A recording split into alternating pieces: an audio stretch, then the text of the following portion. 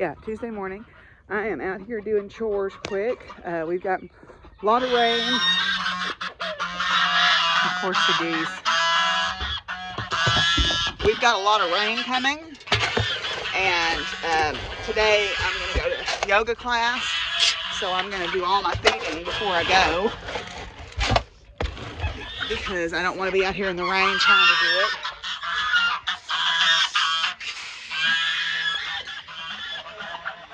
And also, I think, well, I know we're going to go to Little Rock today because I have a piercing appointment at 4, and we're going to do some promotion.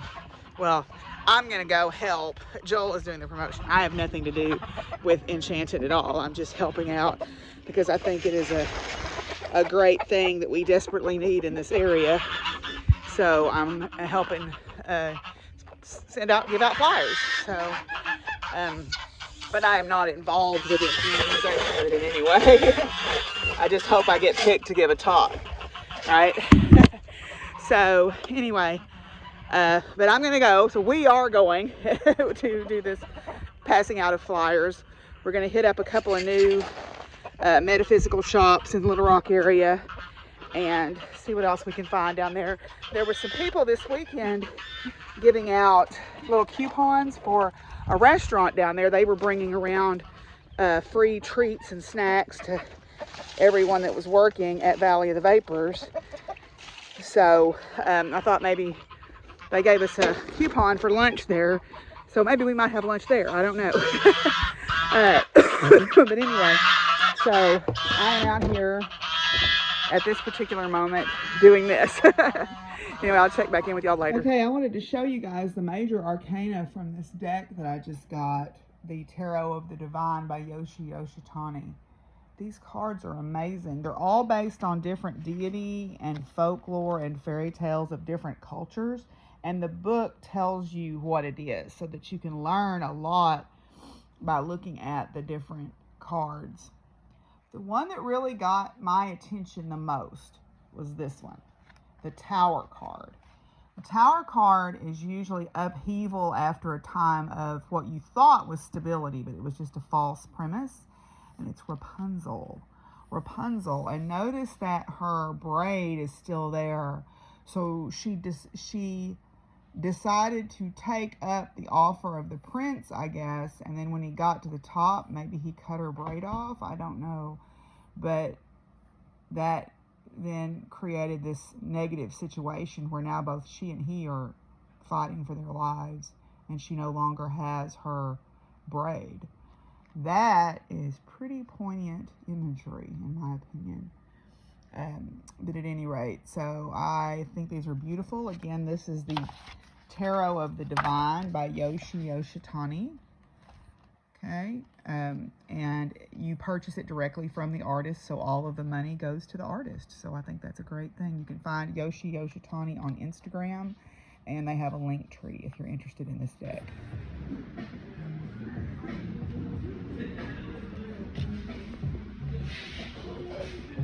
Well, I am now pierced. I couldn't do any video in the shop. First of all, they don't let you video in the shop, but also because of where I was getting pierced. I was getting my girls done. Anyway, we are downtown in Little Rock right now. We are in South on Main is what the neighborhood is called. There's lots of little shops, and one of the cool things that's down here is Community Bakery is down here. Community Bakery is a person of color owned bakery business, and they are well known in this part of the world. And it is, they've just got beautiful, beautiful, beautiful desserts. When we open the box, I'll show you before we dig in. And Joel is in the Scents soap company, soap store, giving them some flyers. I stayed out here because this woman was trying to parallel park a Jeep, and I was afraid she was going to hit my car, so I came and sat in my car. Anyway, so we are here, and I'm waiting on him to come out, and we're going to go eat, and then we're going to hit up some other places. So we're having a fun afternoon. So okay, so I thought I'd show you this cute mural down here on the side of the Brood Cafe building. We're He's taking some flyers in there. But the funny story about this is Rory, Marianne's granddaughter, who you've seen in some of my videos, when they have the Little Rock marathons and stuff, she dresses up like the cornbread in the pan. So here's the cornbread in the pan. Y'all, this thrift store I'm in right now is freaking amazing. It's like artisan thrifting and vintage. It is so freaking cool. It's really amazing. I'll try to show you some stuff.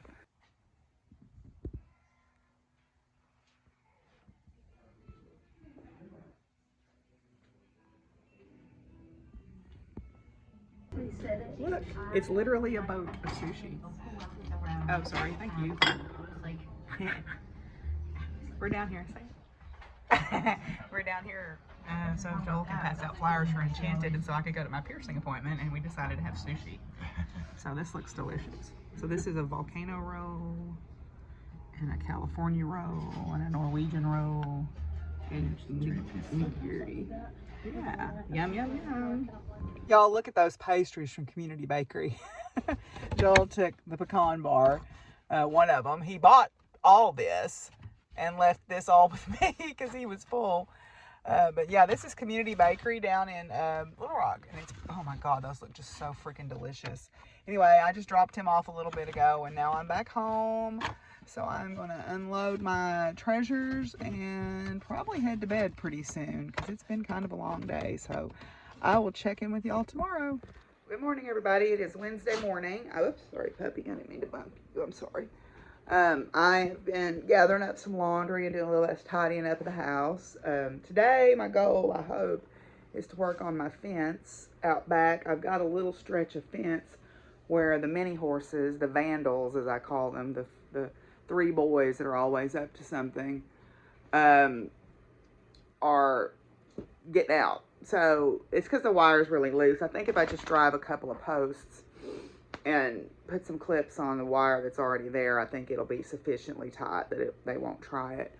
Then the other thing today, Marianne is going down for her surgery consultation. I guess some pre-surgery labs is what she's doing today. And she's going to be in Little Rock, North Little Rock. So she was going to come back through and drop me off a calendar. I said, well, why don't you just come back through and we'll have lunch? Because yesterday, Joel was looking down. He was looking for something that he had dropped. And he looked between the console and the seat of the car, and he said, there's money down there. I'm like, okay, thinking maybe it was $1 or two. $60 freaking dollars. There was $60 down there. Now, I'm pretty confident that's not mine, because if I lost $60, I would know it. I would know that I lost $60.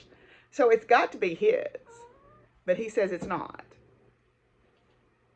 So, and I said, did you put that there? Because I've been driving him to do the stuff for Enchanted, and I won't take his gas money, because it's fun for me to go do stuff. Plus I want to help out this event, right? So I won't take any gas money. And he's like, no. So I believe that he didn't put it there, but I don't know that maybe he didn't drop it and didn't realize it. But he made me take it. So I've got $60 that I didn't realize I had. So yay. Anyway, so yeah, I told Marianne we could go have lunch at Jose's International Cafe today, which would be kind of fun. Hi, Smiley. Are you wanting to come up here and speak? You smell food on me. So I'll see her for lunch. I hope, if everything goes all right, I'll see her for lunch. Then, I mean, that's pretty much the two things I want to get done. I would like to try to make some soap. I got my soap base the other day, so I'd like to try to make some soaps to take to sell, because I've got a bunny-shaped soap mold, and I thought it'd be fun to make some soap bunnies. So we'll see. I may try that later today, because doing it from a soap base doesn't take that long. And then, yeah, that's pretty much what's going to be on tap for today. Tomorrow I have a tattoo appointment all day. Then the rest of spring break is pretty well wide open. I know Carol said something about maybe going on a gander, so that might be fun. We'll see. I'm just not really going to worry myself about getting X, Y, Z things done, because I'm still really tired from being sick earlier. And I just feel like I need to rest for a change, instead of going wide open and trying to kill myself doing work around here. But anyway, so that's the plan for today, is to work on that fence, because that does need to get done before I go to the medieval fair, and to meet Marianne for lunch, and then whatever else I get up to is whatever else I get up to. So yay. Okay, so it is misting and cold outside, so I haven't been outside to work on the fence yet. So I am working in the house instead. And this weekend, I had been talking to Joel and his friend Steven of the Infinite Onion about a piece of turquoise that my uncle had given me back in like 1980 when we went to visit my aunt and uncle in California. It was the first big trip I'd ever been on as a kid. And he gave me this big chunk of turquoise. And I think he gave my mom one too, but I don't really know where it is. I don't know what became of that piece of turquoise that he gave her, because it was pretty big too. It may be, I don't know where it is. But he gave me one, and over the years it's fallen apart, but this is the pieces of it, right? This is it's just a piece, and I seem like I remember he dug this up himself, because I think like he had a 5-gallon bucket of it in the garage, and he just handed us a couple of rocks. But I knew that it was pretty, so I held on to it over the years. Now, over the years, it has come apart because it has moved with me every time that I've moved, because I kept it in my cedar chest. So probably not the best way to store it, but that's what I had. So I sent pictures of it to both Joel and Steven and said, what do you think this, I mean, I don't know anything about this. So we'll see what becomes of this. But anyway, so I found that. It's amazing the treasures that a kid will hoard away. I found this little basket. My Aunt Phoebe gave me this basket. So my Uncle Bill and Aunt Leona were in California, but then my Aunt Phoebe and Uncle Archie lived in West Helena, Arkansas for a period of time. And actually my Aunt Phoebe died when I was a senior in high school in a car accident. But she gave me this basket, and I made it my little treasure basket. Now, over the years, it's kind of coming apart, but maybe I could know how to fix it now. But it's funny the things that a kid will share, will save and hoard as treasures. This is a little gold prospector that my Aunt Leona gave me, because out where they lived was one of the areas of the gold rush in California. Then I've got a whole bunch of these little animal pencil toppers in here. I guess I thought they were cool, so I've literally got like a half dozen of them in here. And I've got like an alien, and I've got some aliens, and I've got some animals and some unicorns. I don't even know what all's in here. But at any rate, then, and I had a music staff because I used to play clarinet. Then I also have, what is this? This is the tag off of either Gunsmoke or Paladin or Old Pointer Dog's collars. My dad just scratched his name in it. Then this is a little eraser in a... But what's cool, I think, especially, there's some little glass animals. These little glass animals, there was a whole bunch of them that were made out of this same kind of striped material. And they had their little arms out like this. And you could put them on your rims of your glasses, or you could hold stuff with them. I don't know. Oh, I forgot about this. A little tiny, I don't remember who gave me that. Little tiny ring with a D on it. Then I won a band award. So this was my little band award that I won in the beginning band. Then I've got a whole bunch of pins. So there's this turquoise horse one that I've had. And let's see, there's a unicorn one. It's kind of hard to see in this light. And a squirrel. And a dog, like a Shih Tzu. Beta Club pin. And a rabbit. And a skunk. It's just crazy. I forgot I had all these. And there's a wolf. I know where these came from. These came from the gas station in Atkins. They'd have a banner of them hanging up there. And they were on that. You could put them on your cowboy hats. So that's where these all came from. I remember that now. So this is a raccoon. Oh, here's a red devil, because we were the Atkins Red Devils. Never cared about that too much. Another unicorn. and another, oh, it's a pointer dog or a Irish setter. And a horse, of course, you know, had to get one of those in there some way or another.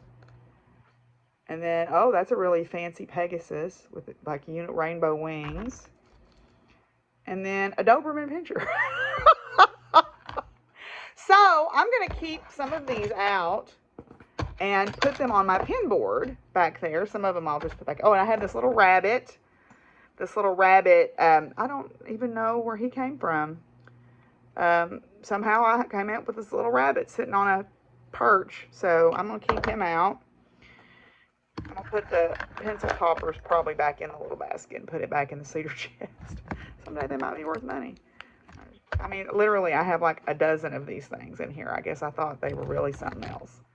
I was weird like that as a kid, though. I think when you grow up with nothing, you guard everything. You hoard everything, right? And because of the situation we lived with my grandmother, and my dad would not allow us to bring things over, I got really good at hiding stuff from him so that he would not throw it away. So this was one place that I could hide it, was in my little basket, my little treasure basket, because he just saw this as a basket. He didn't see it as a bunch of junk, as he called it. But another thing that I found, this is a picture of our dog Butch. I took that with my little Polaroid camera that I got for Christmas one year. That's Butchie. He was a border collie mix. He's one of the first dogs I remember growing up. And then I found this, and somewhere there's a book. My grandfather's grandfather was named John Taylor Burris also, and he was a U.S. Marshal. And in this area, and there was a book called Moonshiners in Arkansas, and he's in that book because he was going around arresting the moonshiners. So anyway, it's interesting because that's hand stamped, so you can see it's not perfect. It's kind of got some woggly letters there, but yep, that was my great grandfather's marshal's badge. So I've got that, so I'll put that back in the little treasure basket too.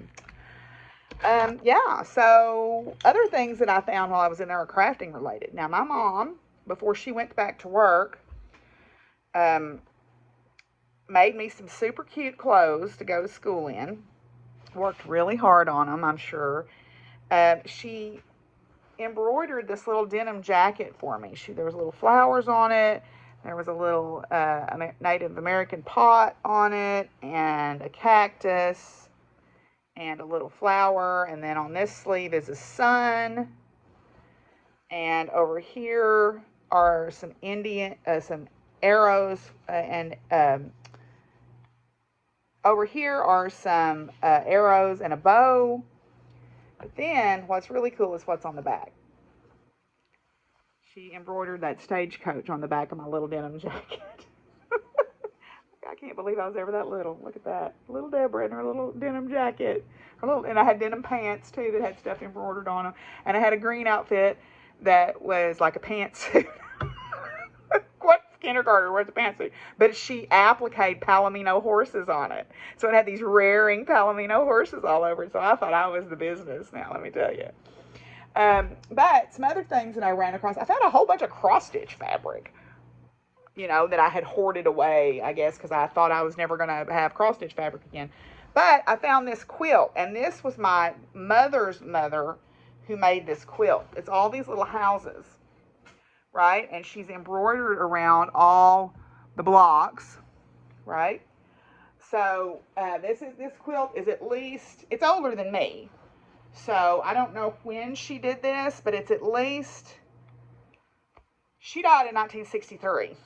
So it is 60 years old, at least probably older than 60 years old, this top is. Because my mother's mother did this, Lena did this. So I'd forgotten about that. And I found it when I was looking through in there.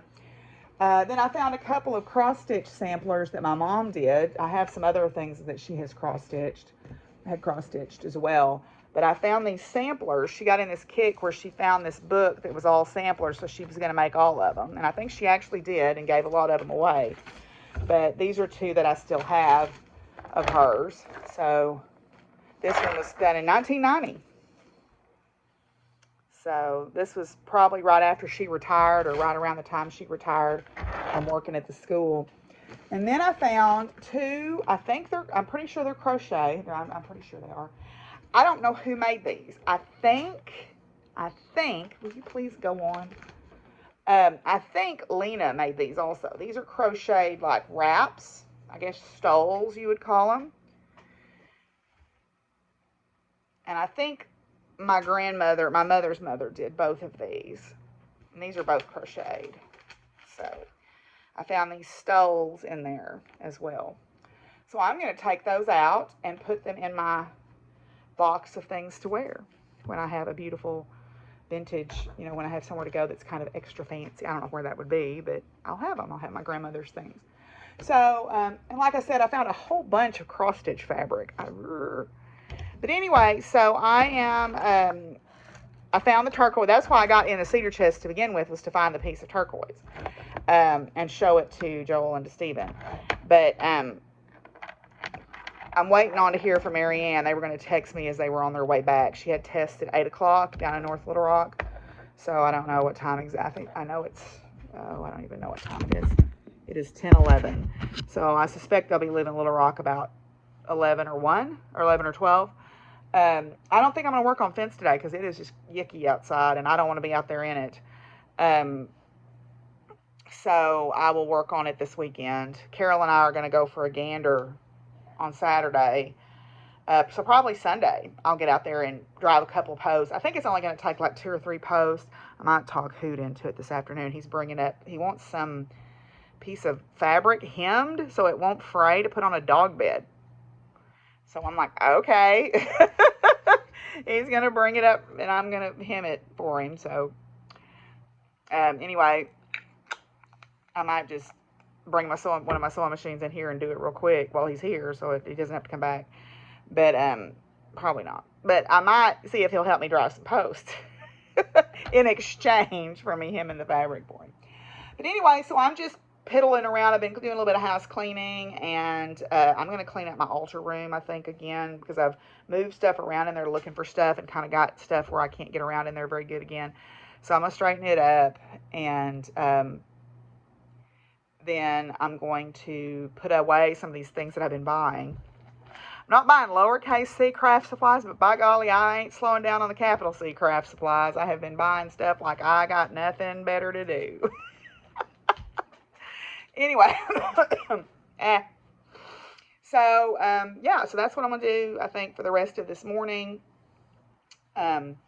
is work on that. And, of course, I got to put my den back together where I drug everything off that cedar chest to get inside of it. But, yeah, so that's what I'm going to do, I think. So I'll check back in with y'all in a little while. So I found this Afghan my mom made. She had made the granny squares before I was born. Had a whole bag full of them. Well, part of them. She hadn't made all of them. She had a whole bag full of granny squares. So I bought her the yarn to finish making the squares that she needed to make to finish out the Afghan. And then she put it together for me, and I carried it with me to grad school. Now, it's got a few worn places in it, but it's still in pretty good shape. It's just good old crunchy red heart yarn, but it kept me warm many a night in grad school. Okay, last little trip down memory lane here. Oh, I forgot about that. This was to my great grandmother on my dad, my great grandmother on my dad's side. This was a postcard that someone sent her from California in, looks like 1955. The person's name was Alex. I hope this finds you enjoying life. I have been over here 3 days. We'll go home today. I hope to get a letter from you when I get home. Very cool here. No rain. I had dinner with Liddy Sunday. All went well. I can't stay at home. It is too lonesome. I will loaf around until I start work night, and I have stayed 3 nights at home.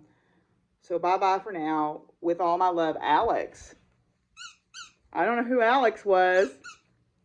Sounds like Grandma Minnie had quite something going on, but it squeaks. It squeaks, so I don't know. Then, let's see, what is in this?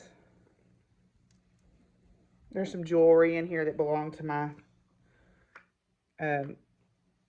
grandma on my mom's side and some other things. But what I wanted to show you were these. These are my first boots.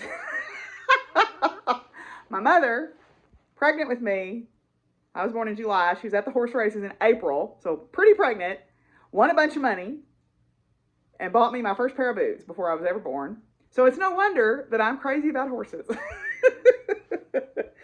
Anyway, I just thought I would share that with y'all. I'm going to pack the rest of this stuff back in here so I can straighten this back up and get on with my other cleaning project. While I was looking in the cedar chest, I found these two little mini quilts that I made.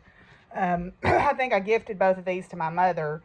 This is just some scrap fabric that I had from doing another little project for her that I had done some flowers. And then I don't remember what I used this for initially. Maybe I bought it for this. I don't know. Well, hello, Fizzy. You're going to climb up on my shoulder? Okay. And then this one, this fabric is actually what the dress was made out of that I defended my PhD in. And I realize I have hung that upside down probably. So anyway, this red crane cotton fabric with a little bit of gold in it. I made it because cranes are lucky.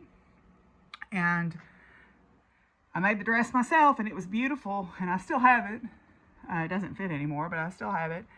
And this was the scraps left over from it. So, yay. Ma'am.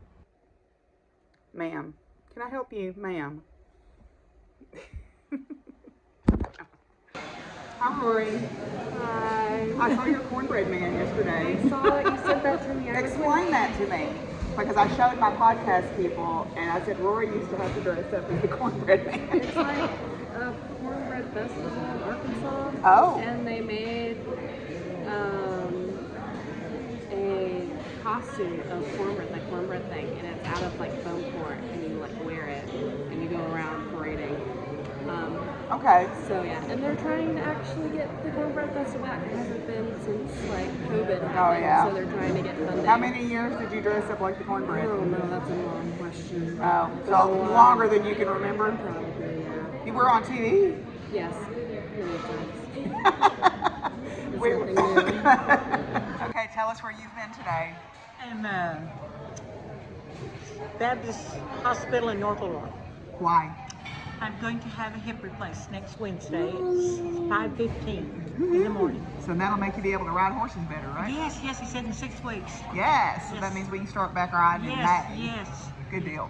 And I've asked him that 3 or 4 times just to be sure. I have. I said, on June 4th, are you sure? Are you sure I can? Can I not hurt the new hip? No, can't hurt it. So 6 weeks, so that'll be, June 4th. that's 6 weeks? Actually, no. That's more than 6 weeks. Yeah, That's because when we're starting back we had 2 riding. extra weeks, yeah. That's I right. need to give her 2 extra weeks Oh, why? because I need her to be safe and make sure. No, because it's the end of May, really, so I didn't want to start back in the middle of a session. Yeah. But it'd give me time to get the barn ready for classes. Yeah, I knew we were starting back in June. Yeah.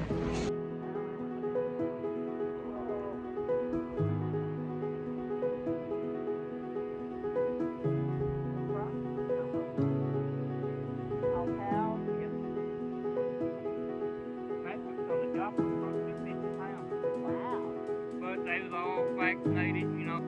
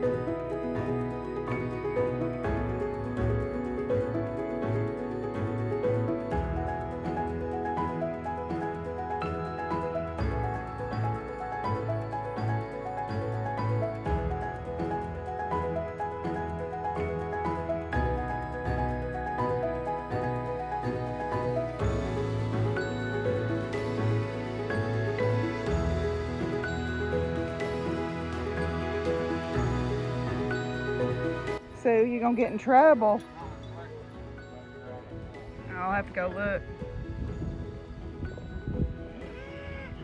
Oh boy.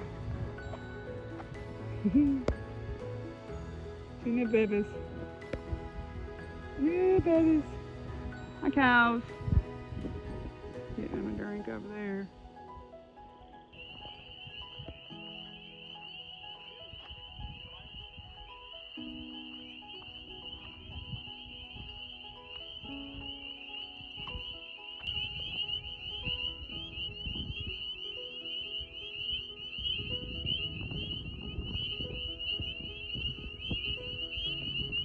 I found a shed. It's a spike, but it's still a shed.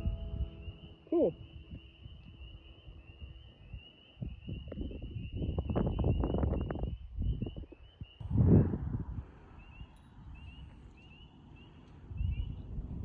As you say, you can't catch anything. This is what happens. And we're not catching squat. Isn't that right, Sue? Little bass. Well, look, I started unmolding my soaps. This is my sun and moon one.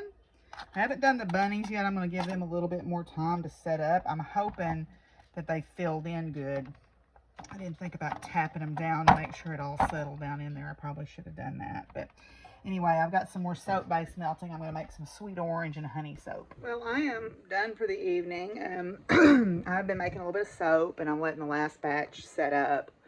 And I have had my shower to get ready to go into the tattoo place tomorrow. I try to, since we're working on my leg, I shave my leg.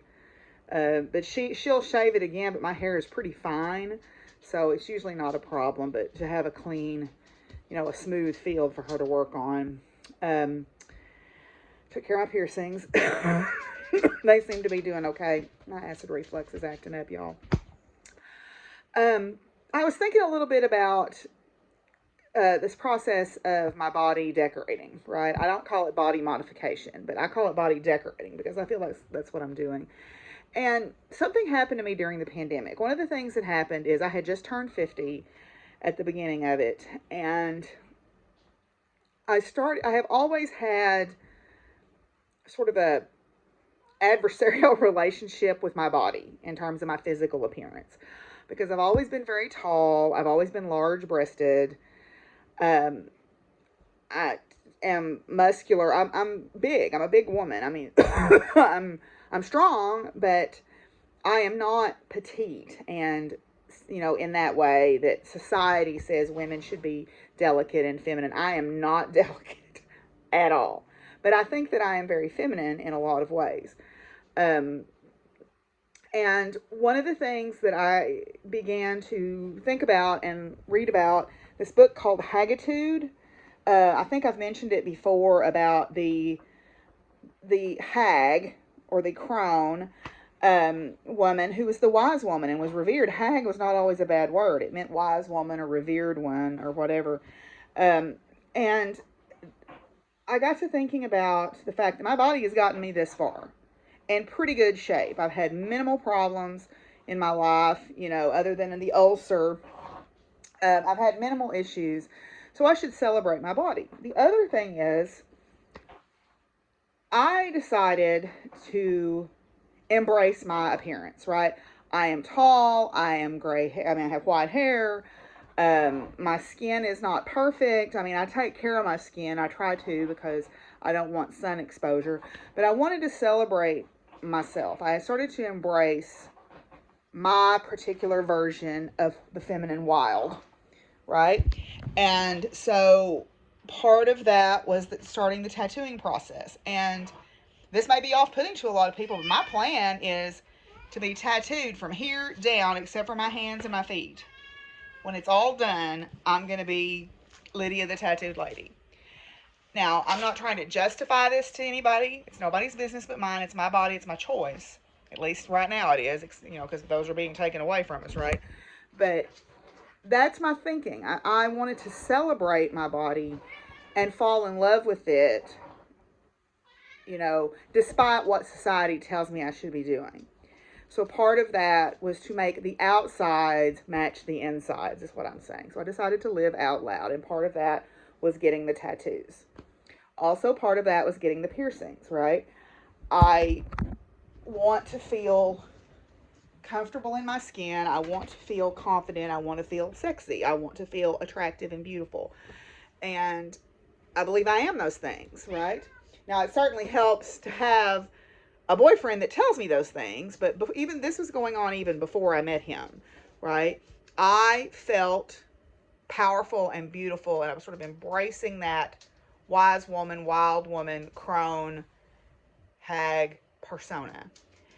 And a lot of what I'm doing now with the piercings and the tattooing and the hair and the way I dress and the way I present myself to the world is my version of that wild woman, right? And so I say all these things to say to anyone who's listening to this who is not comfortable in their own skin, no one is going to give you that permission. You have to take it. You have to do what you need to do with your body. If it has gotten you this far, even if you've had health problems, even if you're like many of us who have mental health issues, your body's gotten you this far, and it deserves respect for that, right? And I think that by shunning these stupid, limiting ideas of what women should be, we're taking back that power. So I decided just to be out in the world, loud and proud, and this is who I am, and I make no apologies. I don't hide myself anymore. I don't shirk away from people's looks. This is who I am, and I am happy with who I am. I love who I am on the inside and the outside. And I mean, yes, I am still very much a work in progress, and I hope that I will always be. I hope that I will always be continuing to work on my self betterment, because I've got, I am by no means where I want to be in terms of my humanness. I still have things I want to do with my humanness, but I am proud of myself for making it this far. And so I'm embracing that by, the piercings and the funky glasses and the long white hair and the tattoos and the clothing. I am not making myself smaller. Or what did they say? What did Vanita Frick say the other night at our Powerful Women? I am not cutting myself into bite-sized pieces anymore. If you can't handle all of me, then choke. So y'all have a great night. Meditate on that. I wish you peace tonight, and take care of yourselves, and I'll see you soon.